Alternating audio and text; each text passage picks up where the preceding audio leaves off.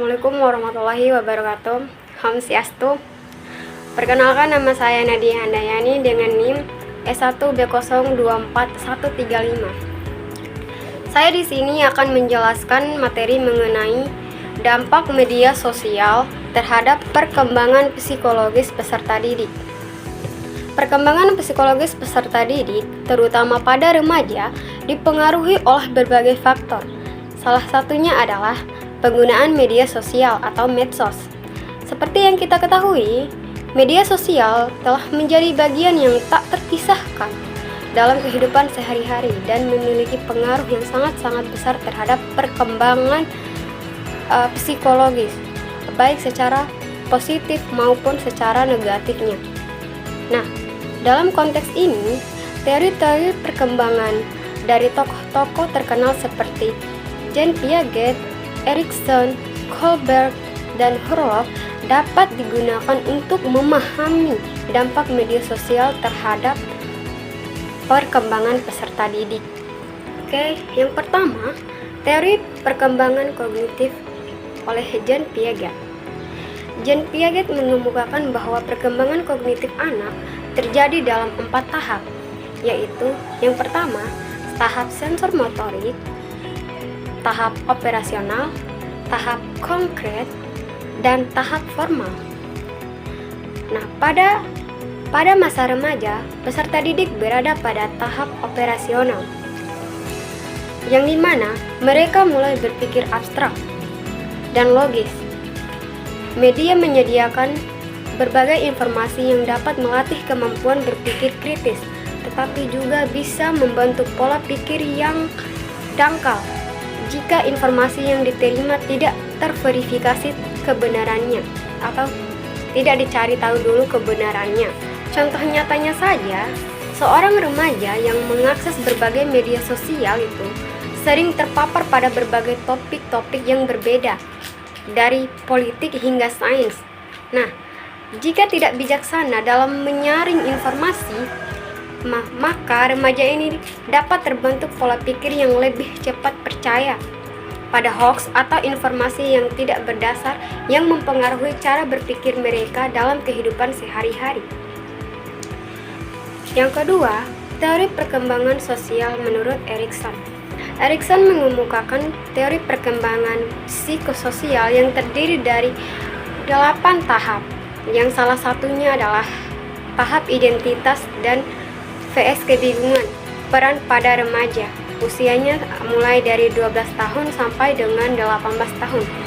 Nah, pada tahap ini, remaja mencari dan mengembangkan identitas diri mereka. Media sosial memberikan wadah bagi remaja untuk mengeksplorasi identitas diri, tetapi juga dapat menyebabkan kebingungan identitas jika mereka terlalu banyak membandingkan diri mereka dengan standar yang ditampilkan oleh orang lain di media sosial. Contohnya seperti standar TikTok. Nah, adapun studi kasusnya yaitu semisalnya begini. Seorang remaja perempuan yang aktif di Instagram mungkin merasa tertekan untuk mengikuti suatu tren kecantikan tertentu karena banyaknya influencer atau selebritas yang tampil dengan penampilan yang sangat-sangat ideal. Nah, akibatnya hal ini dapat mengganggu proses pencarian identitas diri mereka yang seharusnya melibatkan penerimaan terhadap keunikan diri mereka sendiri. Adapun dampak positif dari penggunaan media sosial itu sendiri yaitu yang pertama, peningkatan keterampilan sosial.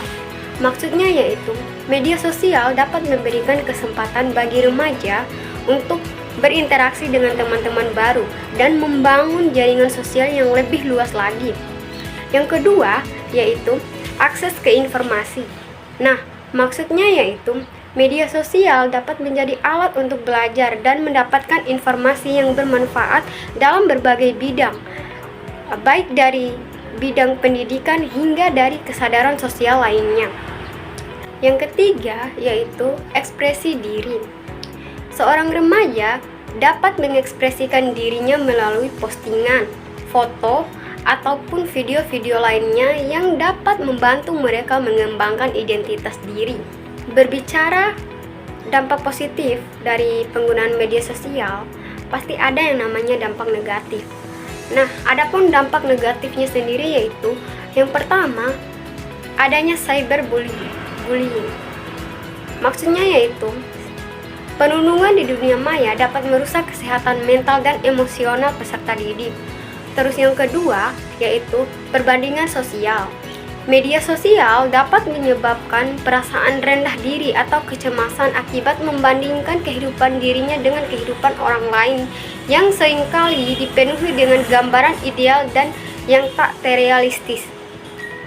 Tiga, yaitu adanya ketergantungan. Penggunaan media sosial yang berlebihan dapat menyebabkan kecanduan yang berdampak pada prestasi akademik dan kehidupan sosial yang sehat.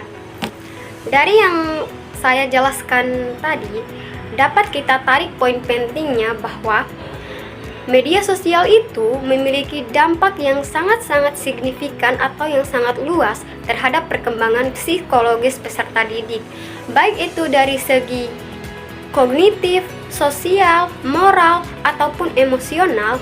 Ia mengacu pada teori-teori perkembangan dari tokoh-tokoh seperti Piaget, Erikson, Kohlberg, dan Husserl.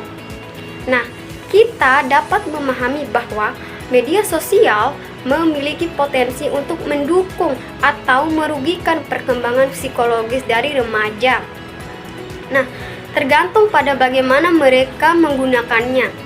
Nah, oleh sebab itu, sangat-sangat penting sekali bagi orang tua, guru, ataupun pihak lainnya memberikan bimbingan yang tepat kepada peserta didik dalam menggunakan media sosial dengan bijak dan sehat. Ya, mungkin itu saja tema yang saya bawakan tadi.